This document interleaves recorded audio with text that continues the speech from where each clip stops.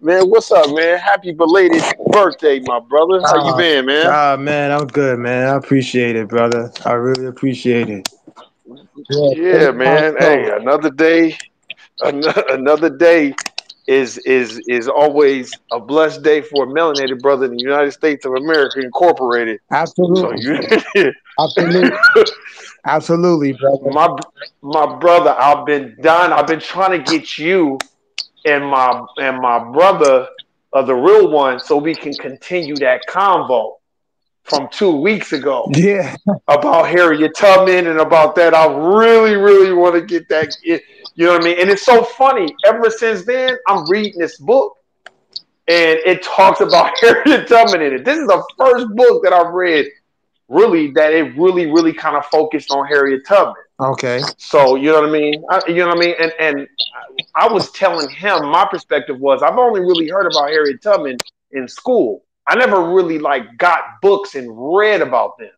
I more read about Nat Turner, Denmark VC, Queen Nzinga, the people that you mention a lot on your podcast. I'm more familiar with than Harriet Tubman, and I think I was that way because of being indoctrinated in schools.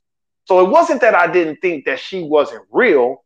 It just I always felt like, well, if they're mentioning her, she must have been a safe Negro. That's how I felt at the time because they never mentioned all these other people I read about.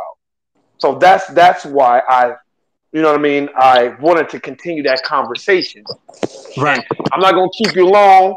Yeah, I got about an hour and 10 minutes, and I want to Yeah. get it in. So, my first question that I want to ask you is this: what do you think about um, people saying Harriet Tubman's story is not real? Um, what do you think? I think it's I forgot that one brother that my brother, the real one, mentioned that he kind of started like that story's not real and all this other stuff. What do you think about that, and how does that relate to the dominant society viewing us if they're running with the narrative that Harriet Tubman's not real? Now, okay, so the last, not the last, but close to the last part, I think my phone kind of broke up, so I didn't get the full question. Okay, so what do you think? My first question is, what do you think about uh, people stating that Harriet Tubman story is not real and that it's basically fiction and that it's a made up story? And how does it relate, or not even relate? What do you think the dominant society views of us about running with the narrative that the Harriet Tubman story is not real? All right, so number one, the Harriet Tubman story. If you look at it, it is real. You know what I'm saying? You can simply check the census. There was someone named Harriet Tubman. Um, Not only that, when you travel all throughout, let's say going towards, I believe it's Philly. When you travel all throughout Philly, they got some landmarks and things there, but we know those can also be planted. But Harriet Tubman was real. She gets that type of attention mainly because of the fact that she was involved in the Civil War. I think that's, other than that, let's say if Harriet Tubman was not involved, didn't and chose to rebel, refused to even be a part of it, we would not have a late picture of her, because we don't have the early picture of her. The picture when she was, at the age when she was actually traveling up and down throughout the east part of the United States. There's no photo of her, but there's a photo of her later on in her life. Again, that's because she participated slightly in the Civil War. Had she not done that, we would not even know about Harriet Tubman, or we would have very little information. And by now, being able the technology we have now, we would be finding more information out about her at this point. But let's say around in about 1990, we wouldn't have as much information on her because the technology wasn't there for us to just Google anything, just find stuff, and with people just finding things and posting them and studying and posting what they studied on this individual. We wouldn't even have that.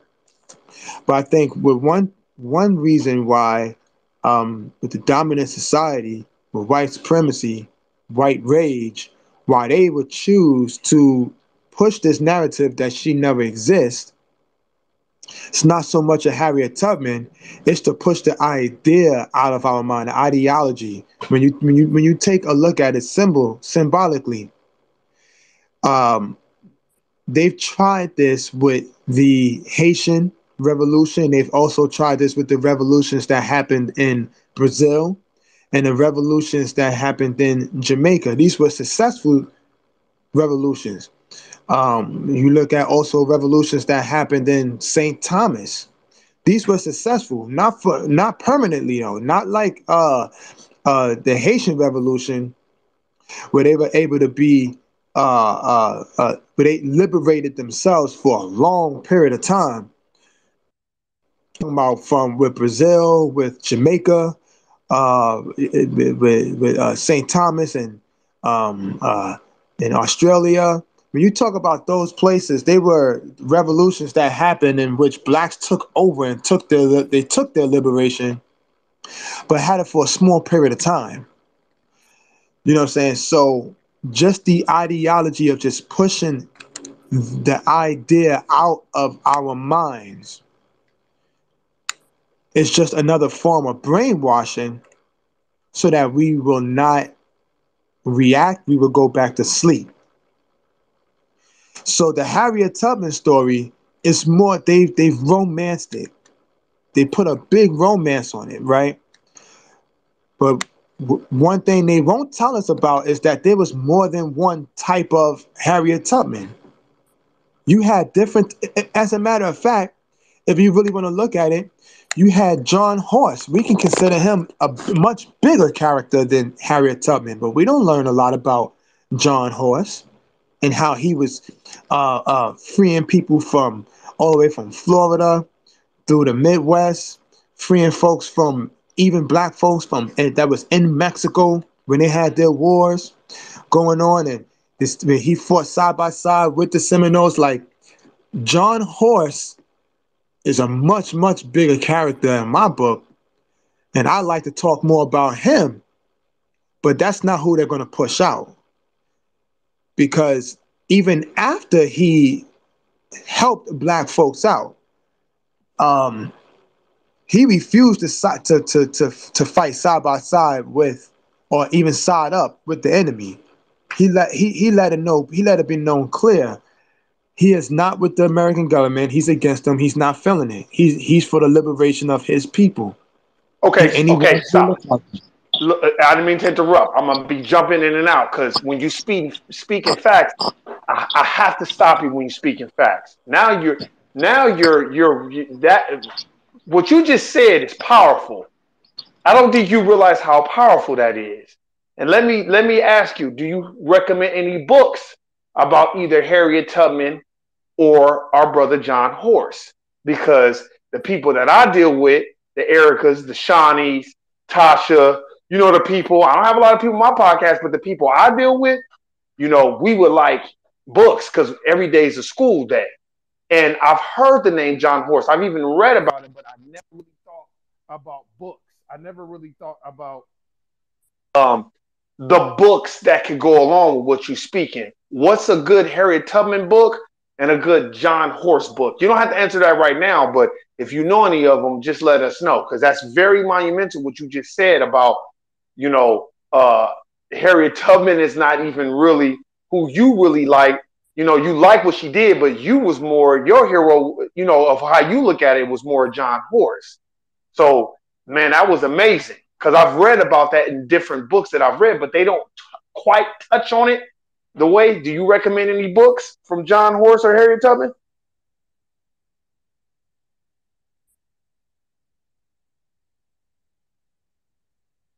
Your mic is muted. Oh, my fault, brother. Yeah. No, you good. Okay, You good.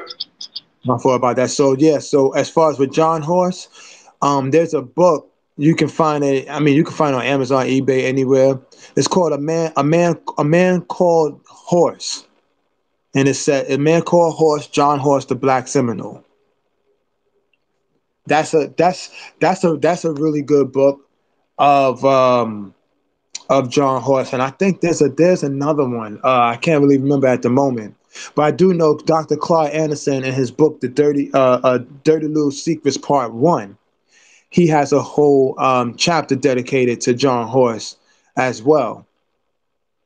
Dirty Little. So those are the two books I recommend. With those, and as a matter of fact, he has a large section dedicated to Harriet Tubman too. And just in case if anyone doesn't want to read, I mean, I guess they get tired of reading the whole book because they push Harriet Tubman down our throats, and then we get a more feminist view from like the feminist movement with her movie.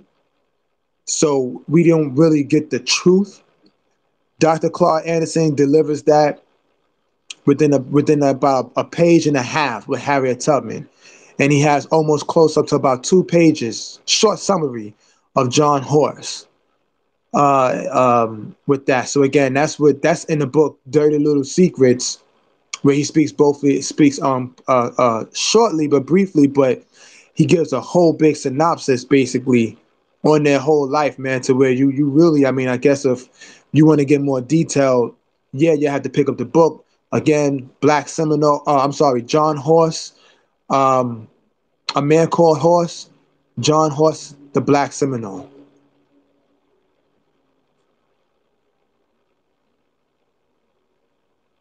All right. I'm looking on Amazon. I found it. A Man Called Horse, John Horse. It's like 112 pages. Yeah, yeah, because I mean, it's a small reading, but again, he has more than one book. As like, there's more than one book on him. You can even go to the NPR website. They have some readings on him as well. But with John Horse, they're not going to give us too much because this man, he fought against America. I found Like, another one. John Horse, Florida's first freedom rider. yes, I think yes, that's I another. have you talked about that one before? I don't No, know, man. Are you sure? You ain't talk about that before. I'm talking about on your podcast, bro. no, not yet. Okay. Not yet, brother. Not yet. Not yet. I want to get to him though. Okay.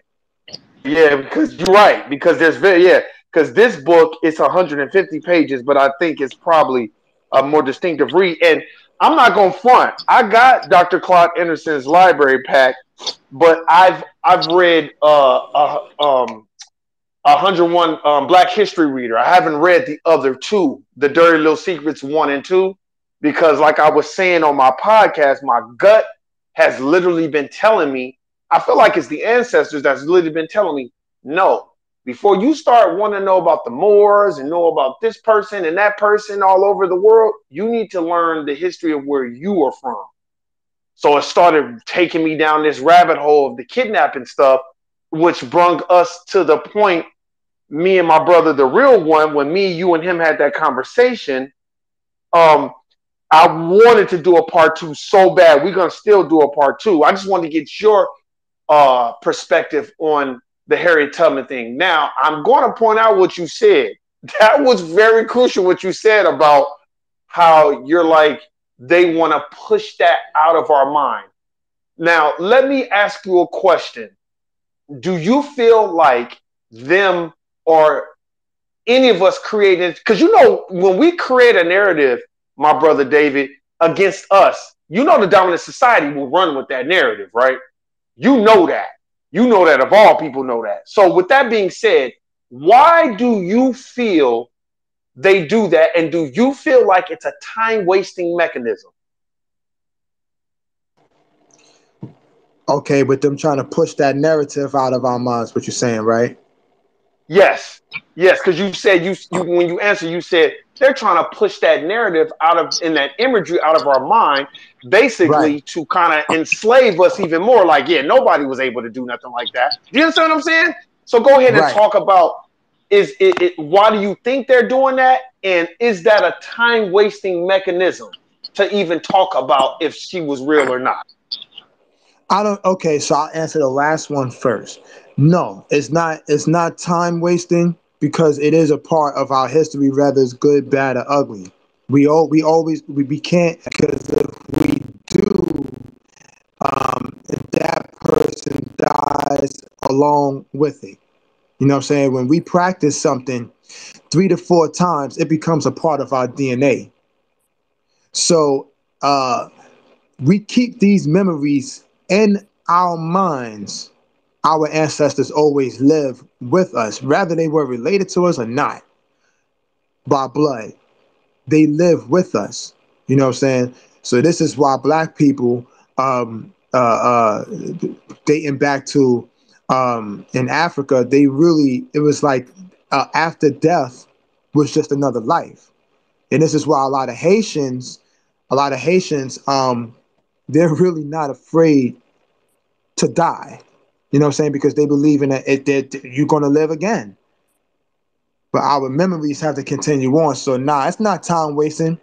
It's definitely not time wasting. Now, what I would say about with the narrative being pushed out of our minds, it's another form of brainwashing. After every rebellion that was almost successful,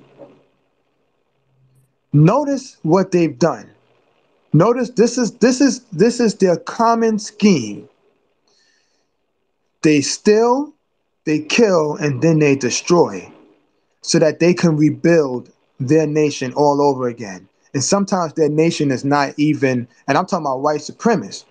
Their nation is not always just in the form of a building or a temple or a church or a home or a capital. A lot of the times it's just rebuilding their nation within our minds. As black people here in America, we are a nation living inside of a nation seeking a personality. We don't have a personality as a whole. Individually, we do, but as a whole, we don't. So, along with that, what do these whites do? After every rebellion, if we take, for example, let's take the Nat Turner's rebellion.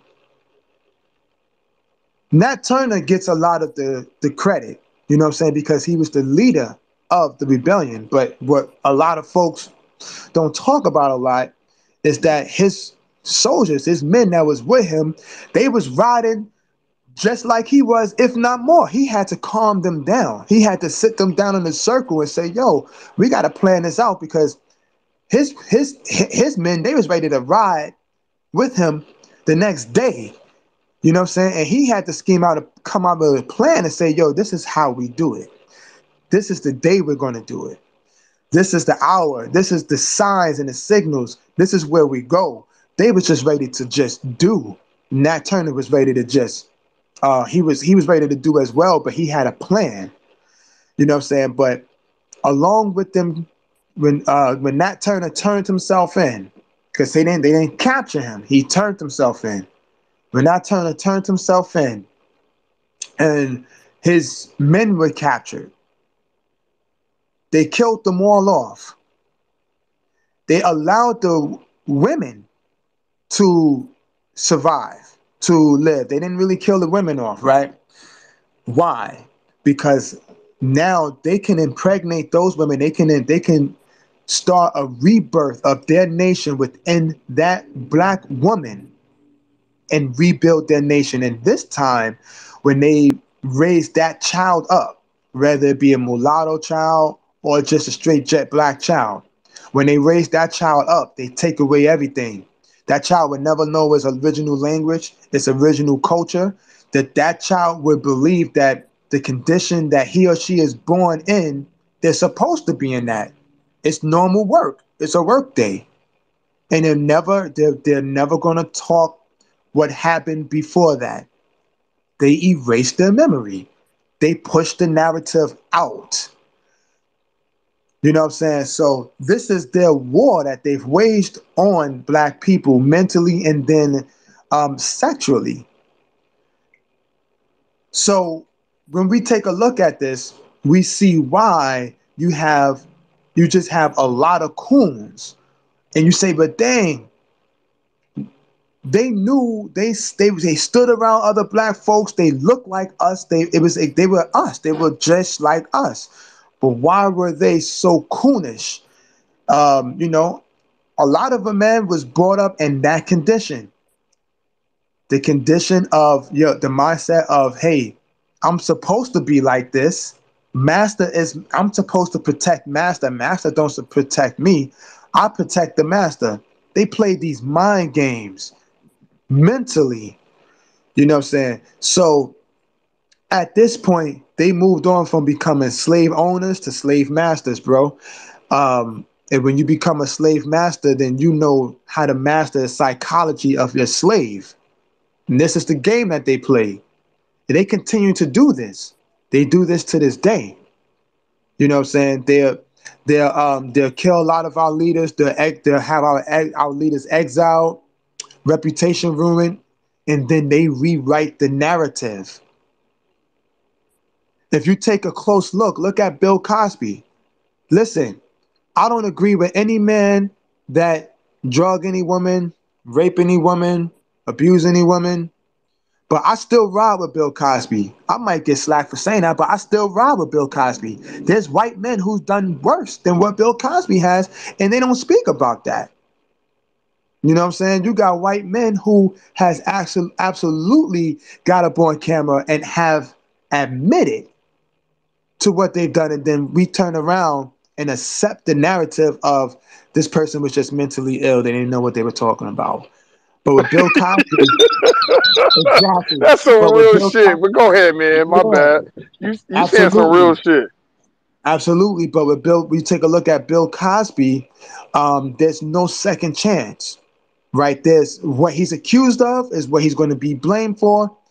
And while he was in jail, his reputation was destroyed. Because remember, white supremacists, they either do three things. They either kill a leader, exile a leader, or destroy the leader's reputation and rewrite the narrative. In this case, they didn't kill Bill Cosby. But what they did was they rewrote his narrative. Now Bill Cosby is out. There's been a lot of leaks in between it as to some of these women just not being real. They've been paid to put up there. We're not talking about women just doing this in general. We're talking about particularly in Bill Cosby case. There's a lot of holes in there, a lot of inconsistencies.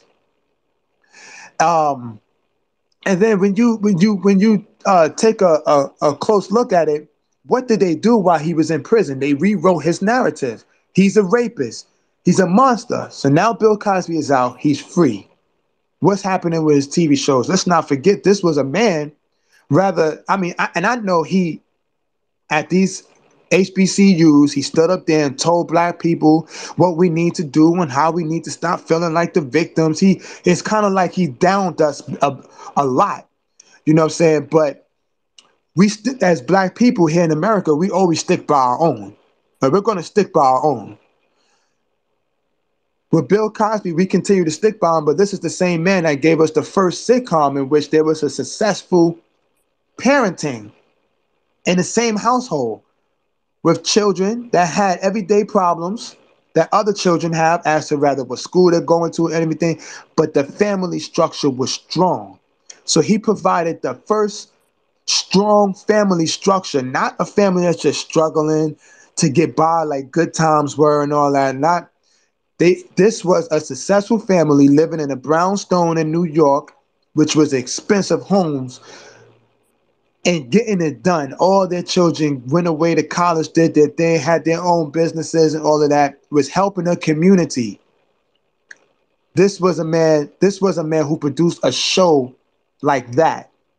8 seasons strong. 8 to 9, I think it was 8 seasons. 8 seasons strong. That was hard to do consistently and never really sold it out. There were a lot of episodes where I didn't see a white person in those episodes, and there were some where you did see some. But nowadays, you have to have a white person in an all black show or all black movie. You have to have something. It's got to be diverse. But when it comes to Seinfeld, it's not. You know what I'm saying? So, hey, listen. Or when it comes to the honeymooners, it's not. You know. So when it all comes down to it, man, just pushing the narrative of revolution and what we can do, what we can be as one group, as black people here in America. They never want us, and when I say they, again, I'm talking about white supremacy, white rage, white racism. They never want us to discover our true selves and understand what we could do. So instead, they would teach us about Harriet Tubman all day long because it's kind of like a happy story, right? Like, yeah, she let them up and down, but they don't talk about, again, like the other people who led underground railroads from Georgia to Florida, like John Horse, or from Georgia to Alabama. Most people did not travel from the South all the way up north. You die in those conditions. Like, you know what I'm saying? Like, if you really, not everybody did. A lot of black folks left and went to Alabama. A lot of black folks left and went to Florida. A lot of them left and went to Tennessee. It's right there. They went to the next state over. But again, the Harriet Tubman story gives us a happy ending in which black people can dwell on. And it's not the happy ending we want. The happy ending is that she helped out in the Civil War. She still served her country. That's what they want to give off. So to them, hey, you black people, you can rebel, but at the end of the day, you serve your country. In other words, you serve your master. You can run away from your master, you can rebel against your master, but at the end of the day, you come back to your master, sharecropping all over again. Oh, let me stop you for a second. You're making. I'm gonna jump in and out of here. You are making valid points. That's why, it's just you want to get all perspectives. And like I said, I told you, and I said it on my podcast. I'm not a Harriet Tubman expert. You know what I mean? Because I've heard it so much in school. I just kind of felt like, I want to learn about people that they're not teaching us in school. So I'm not a Harriet Tubman expert. So when I'm reading this book, and this book talks about Harriet Tubman, that made me spark. It made me even know, like, hey, these are some of the things that you need to be talking with Brother David about, because he's probably going to be there to give you a whole nother perspective. Now, the Civil War, I don't think a whole lot of people know she fought in the Civil War. I'm talking about black folk. I'm talking about regular black folk, my brother, don't know she fought in the Civil War. Because you're right. If you What you're saying is powerful. Now I have to reiterate that. You just said this. You said um that you're gonna go serve your master, and after you go serve your master, you're gonna come back to your master. You're gonna go fight that war, but you're gonna come back to your master. That's a very poignant thing to even point out, because I didn't even look at it that way. Because you're right, we were also, I think our ancestors were so happy to be in the Civil War and go back to the same conditions, maybe even worse. We didn't even really understand what we were doing. Now, let me ask you this question. Do you feel in today's climate that we have people that are fighting to maintain racism, white supremacy? Do you feel like that is taking place right now to this day? Not just dominant society people. I'm talking about the coons and the Sambo. That's an excellent question. Absolutely. Absolutely. And that's on all fronts. That's in all 9 areas of activity, my brother. If I would okay, so I would brief definitely within the United States Army, the military, the Navy. Um, I've had people from the Navy and the Army try to recruit me. You know what I'm saying? Because I look young. They thinking I'm like 19 and stuff like that. And they try to recruit me. I may be the wrong person to try to recruit. You know what I'm saying? So they asking me all of this stuff, man. And by the time we finish our conversation, and I'm asking them questions about how do you feel about in the first, so let's say in the early 1900s in World War One, the United States is going over somewhere else, talking about they're fighting for democracy, but they're lynching black people here. You had the Harlem Hellfighters who went over and fought with France, because the United States wouldn't allow them to fight alongside with them. So France said, "Hell, we take them." You had the Harlem Hellfighters, particularly the 369th Regiment, and when they came back, because they got all these awards and they got recognized in France, but when they came back to America, they thought things would be different. They thought their folks would be treated differently. They thought we would fight for our freedom, and this is what it is. When they came back, the first thing they saw was a body hanging from a tree, and this was in the North. They didn't see this in the South. So they unknowingly was fighting to keep white the dominant society in power, because at the end of the day, these were just two cousins fighting amongst each other. This did not involve us. But you know us as black folks, we'll find a way to fight. We're gonna find a way to fight. And if we don't find a way, we'll make a way. We want to fight for the reason of just not to fight. We feel like we always have to prove ourselves. But then you also have other folks who fight in these wars to maintain the dominant society, to maintain white racism, white rage, knowingly, because they know they're going to receive their manumission. They understand it. Our form of so-called of the manumission, they were supposed to have given us what all type of loans and opportunities to buy homes, and with the Homestead Act and everything. That was never delivered to us.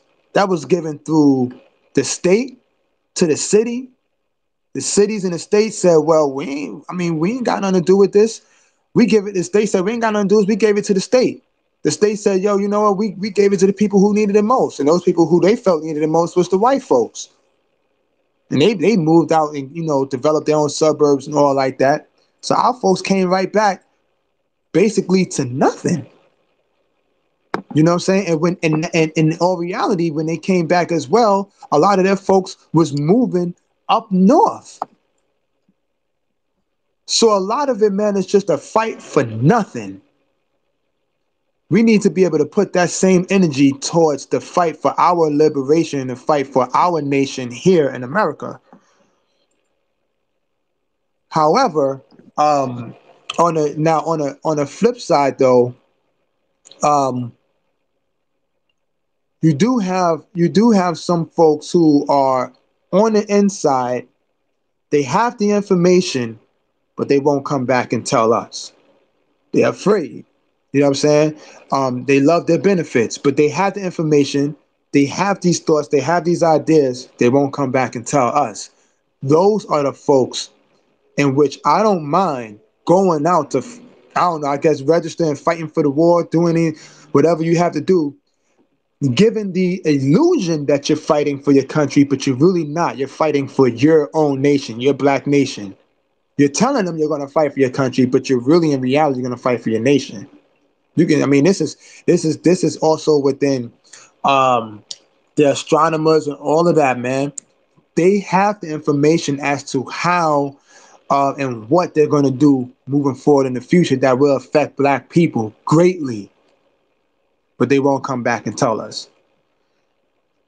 You know what I'm saying? So I definitely I don't think that part is so much of a waste of time if you're doing it for us. But it is a waste of time if you have the information and you don't relay it to your people. Mm, Golly, you chopping it down today. This nigga's on fire. Okay, so man, now you on fire. Now let me ask you this: with this climate today, we're gonna talk about today. We're gonna go back and forth with this climate today.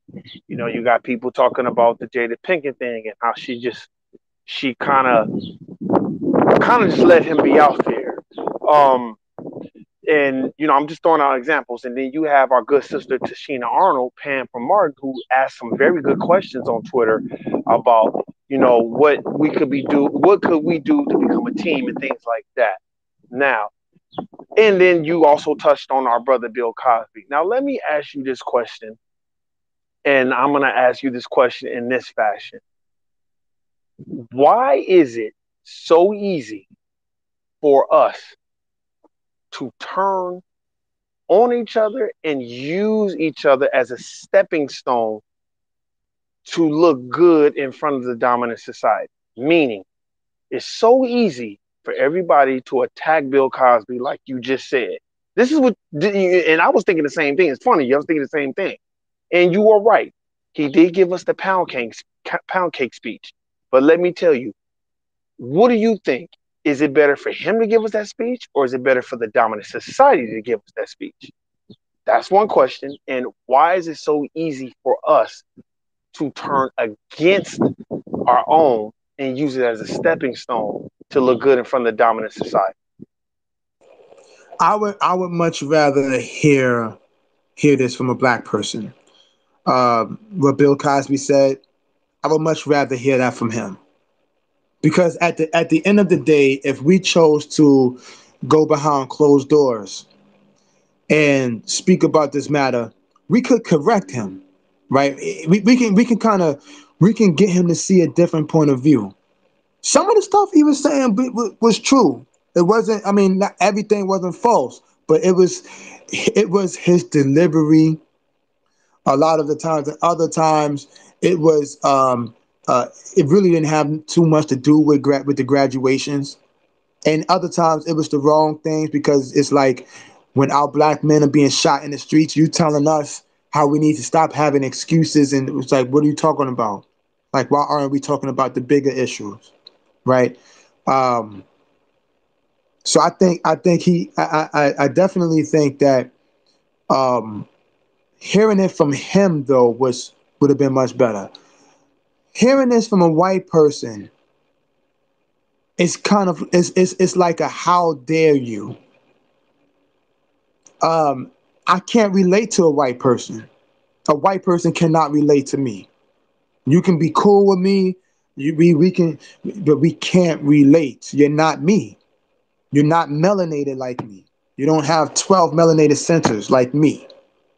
So my thing is that the struggles that I face on a day-to-day basis, you don't face that. You face your little struggles as a white person, but you got a whole society to back you up. So I don't have that, right? I got to look throughout the streets to see what black person I can side up with and we can start an organization. It's a little bit more difficult. So if you're going to stand up there and tell me how I need to stop having excuses and just move forward, and you're delivering these, you're compromising a lot. That's not going to hit home for me, and as in fact, it's going to be very offensive to me because you're not me. But you know what I'm saying. So again, if we can go behind closed doors, you can never go behind closed doors with a white person and correct them. They'll go Mm. right back out. They'll go right back out and spew all the information to their society. Another reason being you giving them time to study you. We don't want to give these people no time to study us. So we want to speak as little as possible in front of them. We want to be as civilized as we can as black people because we know that we're civilized. We're the original civilizers. They're not. They're barbaric. We're civilized. We're, Mm. so, but if we stay around these people long enough, or we go behind closed doors and we speak with them, we're giving them a chance to study us. And if we give them a chance to study us, they're going to be able to predict our next movements, our next issues or problems that we're going to have in this world. We don't want to give them that. We don't want to give them any leeway as to what we're going to do, no plans, none of that. We want them to know as little as possible. This is the big, I don't mean to go on this, but this is the big problem that Native Africans have. These white folks go over to Africa and they allow them to sit amongst them and they dress with them and they cultural appropriation and they sing these songs with them and they teach them their language and everything. And these people have a chance to study you. And then within 2 days, they take your land and everything. What Yomo Kenyatta said, yo, they came over with the Bibles and we had the land. By the time they taught us how to finish praying, they had the land, we had the Bibles. We were Yep, enslaved. that's a You know fact. what I'm saying? So we don't want to give these people no time. So I will have much rather hear that come from Bill Cosby. Although I ain't feeling it, much rather hear it come from him because we can exile him from our community if needs be. You know what I'm Okay, saying? Yeah. no, no. I want to ask you this question too. How you said you much want to hear in house, and you said we can't go behind closed doors with them. Now, let me ask you. I'm gonna question. You know, I'm gonna hit you with these questions, my brother. Do you think that us black folk really want to go behind closed doors and know how the dominant society feels about us, or would they rather just stay in the matrix? Would we really I think when it comes time to plan it strategically, we we might want to go behind closed doors with them. Um, if we're planning a strategic attack mentally um, to rebuild our nation within our minds first, because again, it's always about nation building and also just the physical building, just rebuilding. Period. Economically and educationally, just Wait, rebuilding. no, Yes. let me stop you. Now let me stop you. No, you're right. I do agree. But my question is this: do you think black folk in this climate? I'm not talking about the awakened black folk. I'm talking about the people that are sleeping who took, what is it, the blue pill? Or is it the red pill? One of those pills, the pill that make you go to sleep and act like nothing never happened. I'm talking about them. Do you think they really want to know what's going on behind the decadent veil? It's like the Wizard of Oz. Remember my brother when they found out, like, oh man, you just a bullshit motherfucker. Like, and then remember the real Wizard of Oz when he was like, oh, well, he's supposed to have courage. Remember Absolutely. he said, there's your courage. And they was like, man, what is this? How many do you think we really want to know what's going on as a people? Or we don't mind being in the matrix? Because people like you, me, that are waking now and reading and studying, we kind of already see what's going on because we're listening to our elders. Like, and I like that comment that you posted on my YouTube, my podcast, when it was Dr. Ben. Remember when I was talking about the Greeks and stuff like that? Some of us don't want to know what's going on.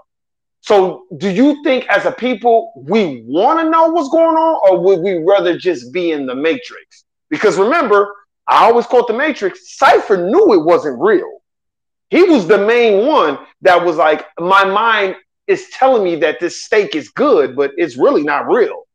But he knew it wasn't real, but he didn't care. And I feel like a lot of people, in my perspective, just if you look at it from a view, a perspective, a total perspective, it feels like a lot of our people are exactly what you're talking about. They'd rather coon and get a meritorious manumission than be awakening and understand what's going on, but they'd rather be in the matrix. This is my perspective. What do you think? Do you think our people would rather be in the matrix?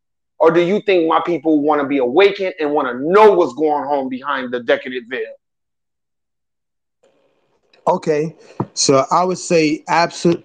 Now, if you're talking about the uh, Clarence Thomases and the Kataji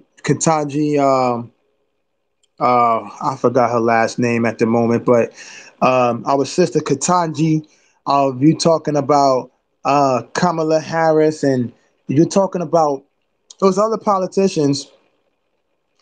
Absolutely not. Absolutely not.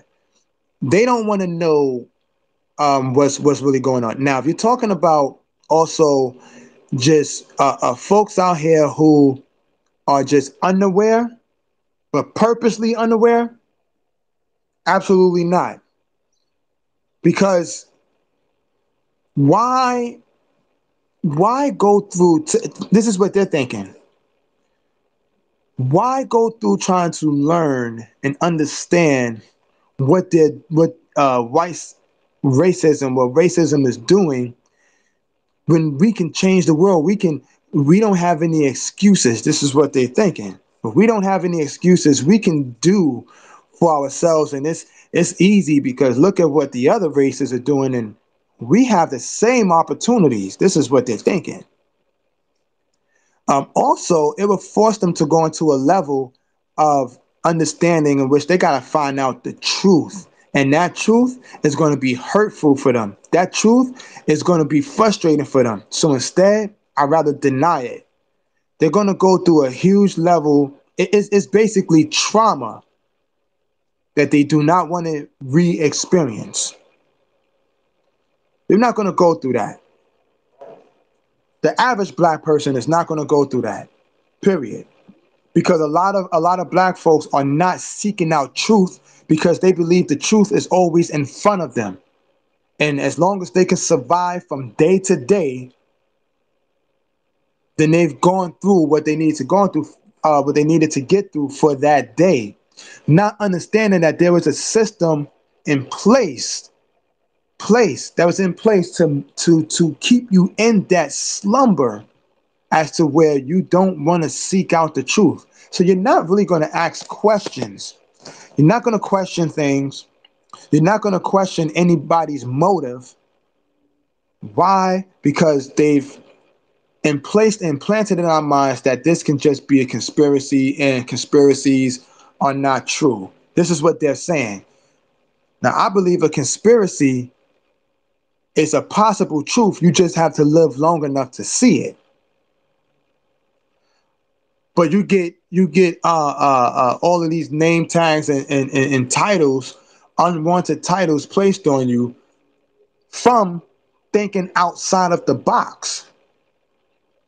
This is why, if people like me and you can switch up, if you switched up from making videos about women and switched up and said, you know what, this is going to be about black folks and black folks issues, your ratings went down, your views went down. Same thing happened with me when I switched up and stopped talking about too much of sports and went on to talking about black folks. You know what I mean? The conversation dies out. The same energy you have for that conversation is not there anymore, because now it's forcing people to seek out the truth. And if seeking out the truth means to go behind closed doors with white folk to hear and understand their next moves against us and what they're going to do, or to just hear their thoughts so we can kind of scheme, plan, and study them to build our nation, to combat their thoughts, we don't want to. That's too much work. We are not going to want to do that, because why? Again, we've been conditioned not to seek out the truth. That's just what it comes down to. That's exactly what it comes down to. You have a lot of these. You have a lot of black parents, yo, today, who are like, yo, critical race theory, we're cool with that not being taught in the schools, because we don't want no excuses for my daughter. We don't want her to play the victim. And they don't really understand the type, the choice of words that they're using. These things, playing the victim, is not what black people do. We are the victims. How can we Wait, play something wait, in which we wait, are? wait, wait. I'm sorry. I had to stop you. Do not lose your point. But I'm gonna ask you, why is it okay when it's time for us to ask what is owed for us? A lot of black folks will come out and be like, I'm not a victim. But if you, according to the code of Neely Fuller Jr., black folk, we're all victims of racism, white supremacy. But why is it some black folks will will superimpose their mentalities of I'm not a victim, or they'll juxtapose it in a way of like, well, I'm not a victim, so I don't want reparations or nothing like that. My question, because you just spoke to a real poignant situation, and I'm hearing so much of that now from a certain groups of black folk. Well, I don't want reparations because I don't need a handout. Why is that? Why is that going on? Yo, when it comes down to it, Warren G, when it comes down to it, my brother, it's it's a show for the white folks. We always feel like we have something to prove because we've been eliminated from citizenship here in America, period. So we've always gone through, especially as black men, we've always gone through this long period in which, man, if nobody, they don't got to give it to me, I'll go out and earn it. You know what I'm saying? But what they don't understand is you're still waking up in the morning trying to figure out a way how you can ask the white man to survive for the day. Either way you slice it. When you go to work, you don't own your job. If you're trying to get a house, you don't even own the banks. Your people don't own the banks either. We're not talking about one black person who own a bank or people. You don't own banks, right? You don't control the resources that's being placed in your neighborhood or that's being taken away from your neighborhood. So we fight for the right to ask white people to survive for a day, and it becomes a show, just another minstrel show. We want to stand up and prove to white people and other races we don't need nothing given out to us. But as I stated before, these people, they're using the wrong language. First, foremost, a lot of them are not even. I think Tariq Nasheed then exposed a lot of them are not even from here, who speak that type of way.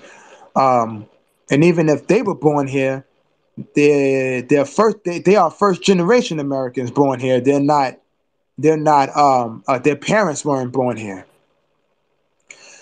That's one thing. But the key words with them saying that it's a handout.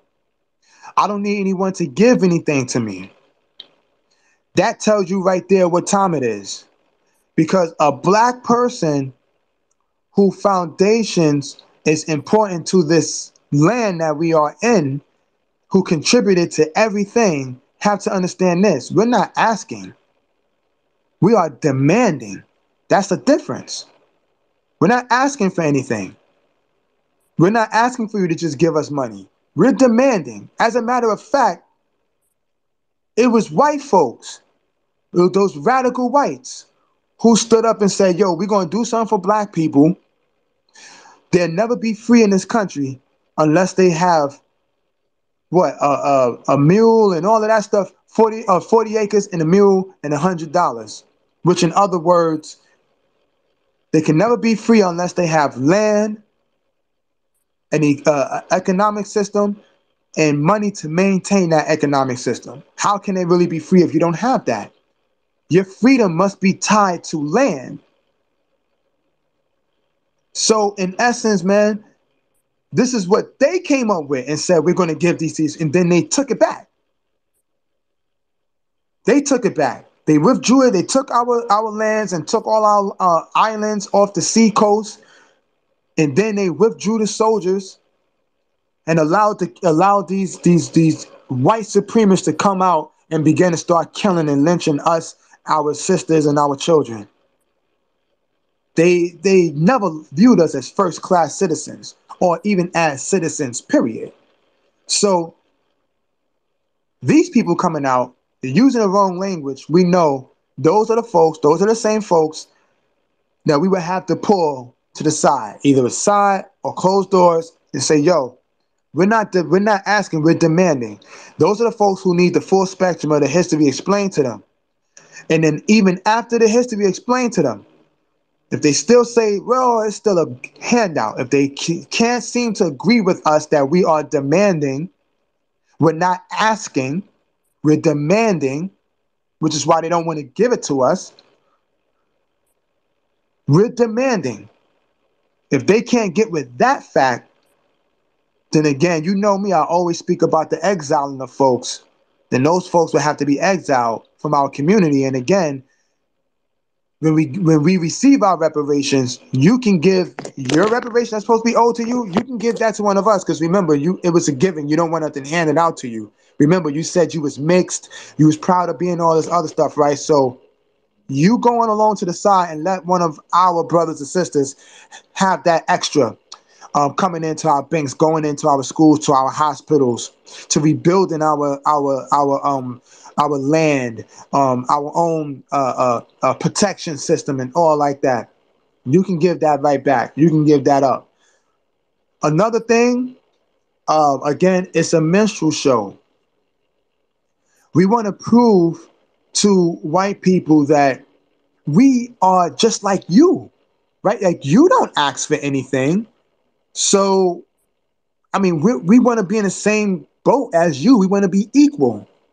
And for me to beg and ask mean I'm not equal with you. They're looking at whiteness as being a standard of equality. When white people are never the standard of equality. They were never the standard of it, because again, they stole, they killed, and they destroyed. That's over now. You can never be the standard of perfection, the standard of humanity. You've done too much. Nobody has done more destruction and segregation and degradation to humanity than white people. So you cannot be the standard. But as black folks, a lot of us want to be the stand. We want to be stand side by side with them and sit at the dinner table with them, so we can share stories. So we can look them straight in the eye and say, "We made it just like you. We're one just like you. We're the same people." Those are Do the you, folks who, I didn't mean to interrupt. Uh, yes. man, you on fire. Do you feel like the the narrative that has been created on the standard of success has the waters have been muddied because we're going by their standard of success? Meaning this: when you go get a car, right? Whether it's a lot or little, you know, when you're going to get a car, are you getting it because you can't wait till other people see you in it, or you're getting the car because you really like the car? You're really into this car. You like the car. Do you understand what I'm saying? Like, there's a difference in the standard of success.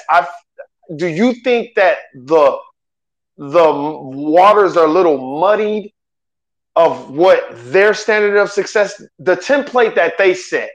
Because you know what, when you said it's a menstrual stroll and we want to show them that we can be like them.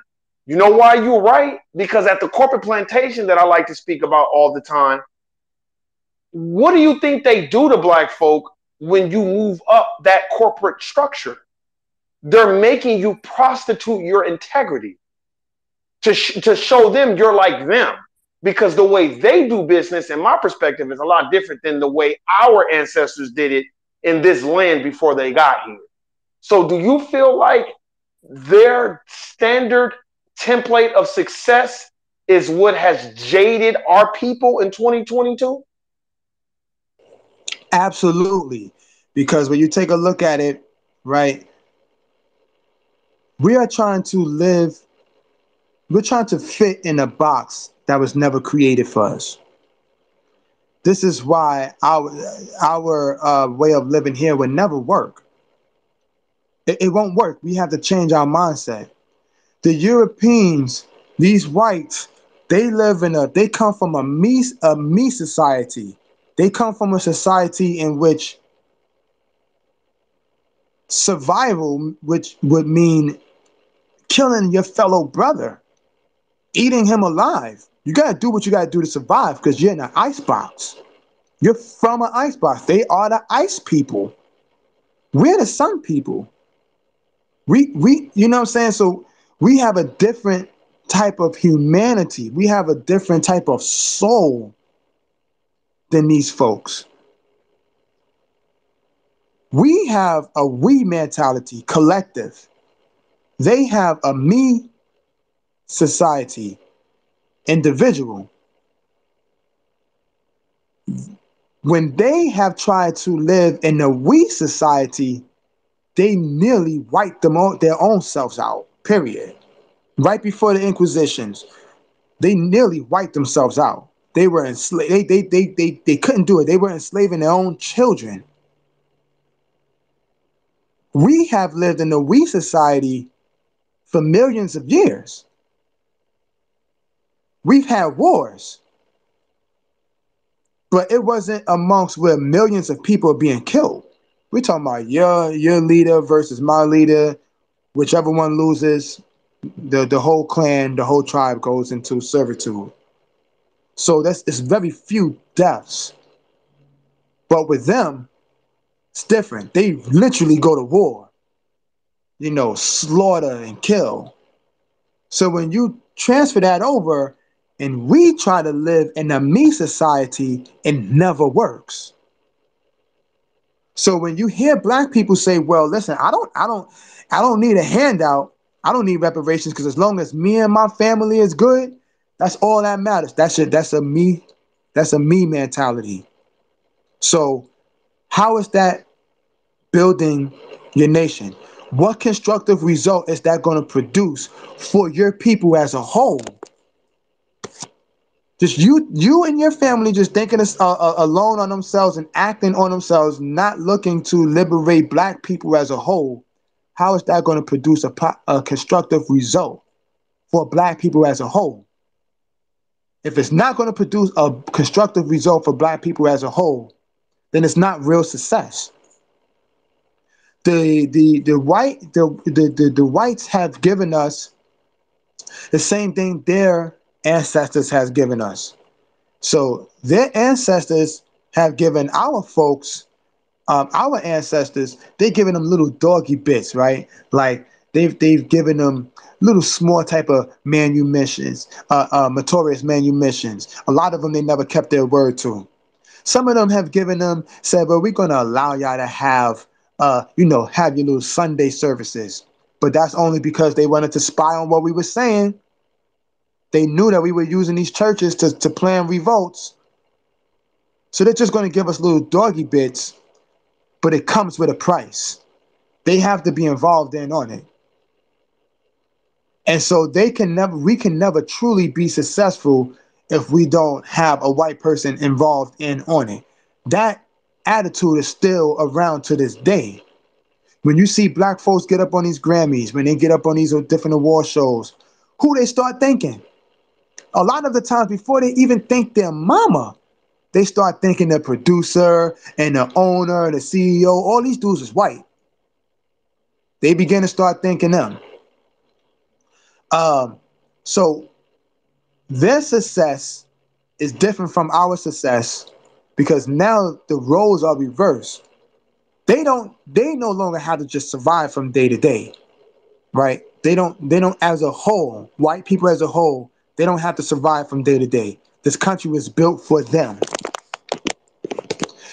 For us, we have to survive from day to day because we had the country already. But when they remade it with the Constitution and everything, that's what I mean by rebuilt. When they rebuilt their nation in our minds, we weren't about them. You know what I'm saying? So we have to survive from day to day. Now we are in the me mentality, and now they are in the we mentality. They reversed the roles.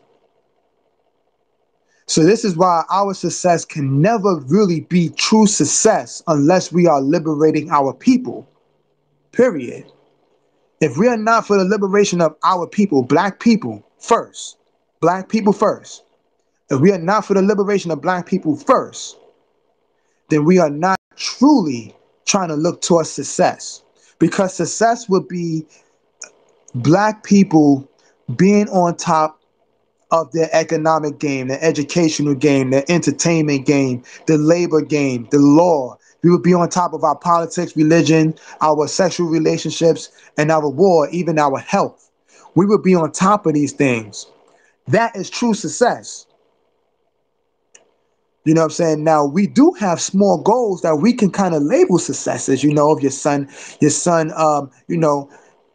if your son managed to live 25, you know, and I guess he or he graduated, is helping his community, he's mentoring black kids, you know what I'm saying, the black kids that he's mentoring, they're turning into something and they're turning around and they're helping the black community again, and it's just a recycling of help for our community. We can label that as success, even if that person never went to college and they just went straight to building their business, and you know, was able to gravitate and build up enough revenue within their business to where they can actually help their community, black community, towards building a nation. I'm like making big moves, like building schools in which we give black centered, African centered education.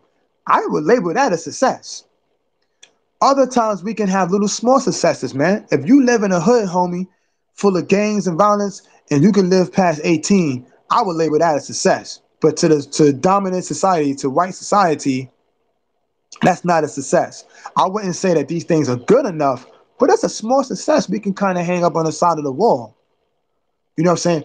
We have to, as black people, redefine certain terms. And if we redefine success in our way, in our vision, then we can begin to start thinking nationhood. It's always about nationhood, and that success has to be built towards it.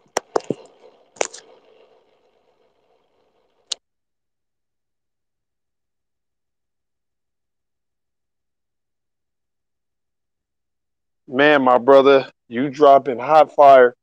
Man. Look, we didn't already hit our hour, man. I appreciate you coming on, and I appreciate, all the jewels you was dropping. And just hit me up when you available, and we gonna keep this Twitter Spaces going. Hopefully, I can get my boy, the real one, on there because I really want to continue that conversation about the Harriet Tubman thing. And you dropped some real jewels, my brother. And I can't wait for us to do it again. Just let me know when you free. I know you said Wednesdays, so whenever Yeah, you free, just let me know, my brother. no doubt, no doubt, man. I know, and I know Rhoda, my homegirl Rhoda was in. She said she was in. I sent her a link. She wanted to get in. Um, she ain't even have Twitter for real. So she downloaded it, and she was trying to get in. I don't know what happened. I sent her the link, but it's all good, man. She'll jump in the next one. Yeah, yeah, because I see my homegirl Camilla is in here. yes, I was about to say shout out to the Yeah, homegirl Camille. I've been following her, and shout out to this other sister that's in here, Wani Spots. Yeah, Wani Spots. Shout out to her too. Hey, this is another thing too. I wanted to get the homegirl that I bought those glasses from because I wanted to revisit that topic on Twitter, on Twitter Spaces. Remember when you was interviewing them and they was dropping yes, jewels? I want to kind of bring that full circle, but about everything me and you've been discussing the last couple of weeks and months yes, about how, you know what I mean, they got their own black business and how, you know what I mean, because they were very professional and nice on the on the yeah. They didn't. Hey, IG. they didn't. Yes, yeah. They I was told her very, that and you could get grimy. I said you could get grimy, but I think they was kind of they told me that they was just kind of nervous or whatever. But I know one of them was my sister. I know she'll hop on any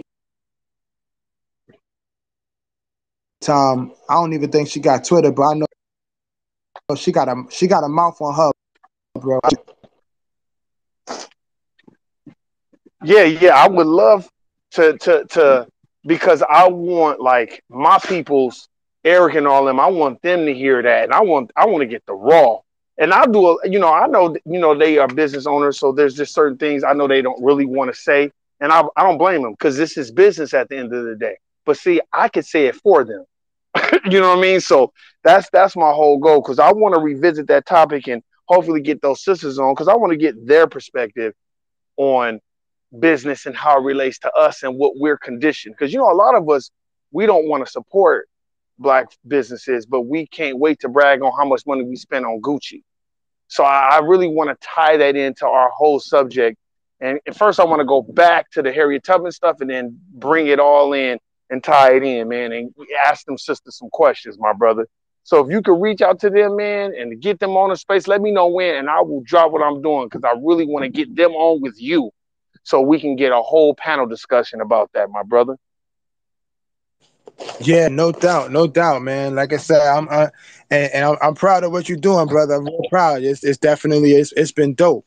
It's really been dope, man. Like I said, and I've Wednesdays is gonna be the clear one for me. Definitely, Wednesdays is gonna be straight, man. It's just, man. I just, like I said, man. I see it's just some. I try to sit out and not really do too much, but I see a lot of the youth, in certain programs, man. They just not being treated properly by our own brothers. You know what I'm saying? Our Yes, own yes. brothers, just our own brothers. Just is not. They not doing and stepping up and doing what they have to do to lead our young men and got them out there all emotional, not knowing how to react and carry themselves. So I'm just like, yo, man, I gotta step in. I really didn't want to. I just wanted to watch the games from the side, but I gotta step in and help coach with this and try to straighten this situation out, man. You know what I'm saying? No, Because no, you doing a can't good. hide these things out No, here, man. no, you doing a good job, man. And I ain't gonna lie, bro. When I be doing my podcast, I'll be feeling like I'm talking to you, straight up. I'll be like, I do. I feel like because a lot of the stuff that I say, I always be like, I know if my brother even watch a clip of this, he's gonna tell me. And when I was like, I forgot who said it. Was it Dr. John Henry Clark? Somebody was like, y'all up here following these Greek fraternities, and they got it from us. And then it was Dr. Ben. I'm like, one of them said that, either Dr. Ben or Dr. Henry Clark said that, we're following behind the Greeks when really they was following behind us. And that's why I really feel like what you are doing is what really needs to be supported. That's why I am kind of being like, you know what, maybe I need to reach more people because I feel like the more people I reach, the more people I can turn on to your stuff. And the reason why I feel like that, because that's a part of nation building. You know what I mean? Like honestly, to tell you the truth, I like asking questions. I like asking questions and doing that and getting other people's perspectives. I'm only doing the podcast because me and my homegirl, where our schedules are different and then the COVID and all that other stuff. But I don't, I do the podcast by myself, but I take good pleasure in asking you questions, interviewing you, man. That's been like the highlight of the week. Like every week when I'm doing it. And this is no gas because it brings a whole nother perspective to what I'm doing. Like I don't want it to just be the thoughts from more. And that's why it's called No, I Don't Know, because I don't know. But if I can get other people's perspectives, that's what's more important to me. You know what I mean? And I told you we've had this conversation before. We can all go get views. If we really want it, we can prostitute our integrity to go get views. But getting views is not building a nation unless you're doing what needs to be done to help out, your people and just educate motherfuckers too. You know what I'm saying? Because that's what's most important to me. You know what I'm saying? Like me being educated, like when you brought up about the Harriet Tubman thing, hey man, I don't know that. So I'm not finna sit up here and be like, oh man, you don't know. Too many of us want to act like we know everything and we don't know shit. You know That's a what I mean? fact. And I feel like when you said that she was in the Civil War, you're right. I forgot all about that. Matter of fact, I only really heard that one time in school. One time. You know how long ago that was? So it's you tied it all together and talking about John Horse. Hey man, I'm not gonna sit up here in front and be like, yeah, I know who he is. I've heard him mentioned before. But I did not know to the magnitude of what you were talking about. And you just pointed out a book that I already have that I should go read. This is what building a nation is to me. Every day is a school day, my brother. And if you sitting up here thinking you know everything and you don't want to listen and compare notes, like that's what I like about the real one, my brother. Like how we met, he thought I was gonna be oppositional of him in a way that is derogatory and slinging of the mud. And when I told him, bro, I just want to compare notes. Tell me the books I need to read, and I'll go, do it for myself. I feel like we need to come more humble because the last time I checked, I don't see no Dr. John Henry Clarks and Professor Smalls and Dr. Comenes and Dr. Phil Valentines and Dr. Amos Wilson. I don't see none of these people. I'm talking about on Twitter, besides our brother Tariq Nasheed and Professor Griff. So if you're not one of them, I consider them our elders and our thought leaders. And if you're not one of them, then let's do some studying.